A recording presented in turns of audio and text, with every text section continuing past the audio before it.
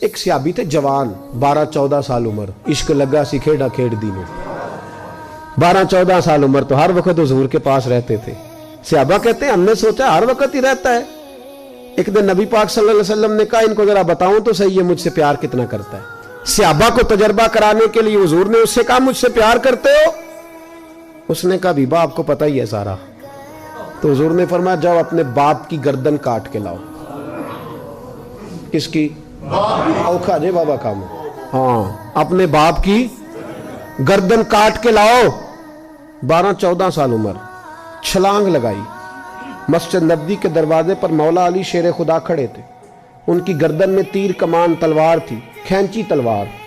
اور جب دوڑے نا جذبات میں تو حضور نے فرمایا اسے پکڑ لاؤ, اس نے سچ مچ کاٹ کے لے آنی ہے. لے آؤ پکڑ کے.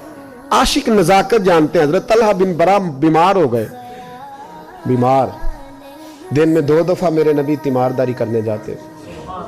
2 دفعہ. اللہ کرے وہ بیماری میں ہی آ جائے. چر ہویا میں نو ترلے لیندیاں کدی موڑ میرے ول واگاں, خواب میری وچ ایک وار جہاں میں ساری عمر نہ جاگاں. نبی پاک صلی اللہ علیہ وسلم 2 دفعہ تیمارداری کرنے جاتے. 2 دفعہ دن, 2 دفعہ حضور پتہ لے. ایک دن حضور شام کو گئے, ان کا ماتھا چوما تو حضور کی آنکھوں میں آنسو آ گئے. پھر میرے حبیب پاک نے ان کے والد کو کونے میں بلایا, کوئی بات کہی, باپ بھی رونے لگے. حضور نے پھر پیار کیا, چلے گئے. حضرت طلحہ اپنے ابا جی سے کہنے لگے حضور کیا کہہ کے گئے؟ کہا بیٹے کچھ نہیں. کہا نہیں مجھے بتائیں. کچھ نہیں, رشتہ ہی بڑا نازک, نہیں بتائیں. تو باپ نے سر پہ ہاتھ رکھا, کہا حضور کہہ گئے ہیں تو آج شام کو فوت ہو جائے گا. اور جب حضور نے کہا جب اس کا انتقال ہو جائے تو مجھے خبر کرنا. والد کو چارپائی پہ بٹھا کے تو حضرت طلحہ نے ہاتھ پکڑ لیا. عشق تیاگ دو میں ایک برابر, پر عشق دا سیک ودھیرا.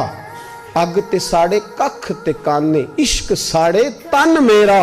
او اگ دا دارو می تے پانی, مینوں کوئی دسے عشق دا دارو کیڑا. بلے شاہ اتھے کچھ نہیں بچدا جتھے عشق ہوراں دا ڈیرا. ہاتھ پکڑا باپ کا اور کہنے لگے ابا جی ایک وعدہ کرو, رات کو جب میں فوت ہو جاؤں تو نبی پاک کو اطلاع نہیں دینی. خبر. کہا بیٹے حضور کہہ گئے ہیں دینی ہے, تو کہتا نہیں دینی, کیوں؟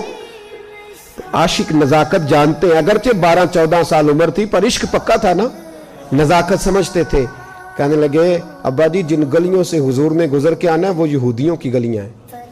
ایسا نہ ہو میرے جنازے کی خاطر حضور گزرے اور کوئی میرے نبی کو تکلیف دے دے, اس لیے خبر نہیں کرنی مصطفیٰ کو. آپ جنازہ پڑھ کے دفنا دینا. رات کو انتقال ہوا, باپ نے جنازہ پڑھا, دفن کیا. سارا کچھ جاننے والے رسول آئے. کہا مجھے بتایا کیوں نہیں؟ عرض کی محبوبہ. کہتا تھا حضور کو تکلیف نہیں دینی, میری ذات کی خاطر تکلیف نہ دینا, نہ کوئی یہودی تکلیف نہ پہنچا دے. گلیاں یہودیوں کی ہیں, قربان جائیں. ساری دنیا روضہ رسول پہ, اور میرے رسول نے فرمایا مجھے بتاؤ اس کی قبر کہاں ہے. ساری دنیا روضہ رسول پہ, اور نبی پاک اس غلام کی قبر پہ کھڑے آنسو بہہ رہے ہیں. صحابہ کہتے ہیں ہر قبر پہ دعا یہ ہوتی تھی یا اللہ قبر کشادہ کر دے, یا اللہ اس کا حساب آسان کر دے. یہاں دعا بھی انوکھی, اس کے لیے دعا بھی انوکھی, رشتہ ہی بڑا نازک ہے. میرے نبی پاک نے دعا بڑی انوکھی فرمائی. کہا اے اللہ جب میرے طلحہ کی تیرے ساتھ ملاقات ہو تو ذرا اس سے مسکرا کے ملنا, یہ تیری شان کے لائق ہے, ذرا اس سے مسکرا کے ملنا. کہتے ہیں وجد ہو گیا طاری, اس لیے کہ جو رشتہ نبی کا امتی سے ہے اور امت کا رسول سے ہے اس کی نزاکت کو صرف غلام جان سکتے ہیں. غلام جان. میں نے پچھلے جمعے بھی کہا تھا, مجھے ایک شخص کہنے لگے آپ بتیاں لگاتے ہیں, جھنڈیاں لگاتے ہیں. میں نے کہا بس نہیں چلتا, ہم تو تارے بھی لگا دیں, تمہیں ہمارا پتہ ہی نہیں. میرا دل کرتا ہے گلی گلی پھروں اور یہ نعرہ لگاؤں جان ہے عشق مصطفیٰ, روز فضو کرے خدا, جس کو ہو درد کا مزہ وہ نازے دوا اٹھائے کیوں, اور پھر کے گلی گلی تباہ ٹھوکریں سب کی کھائے کیوں. اگر دل کو یہ عقل دے خدا تو تیری گلی سے جائیں کیوں.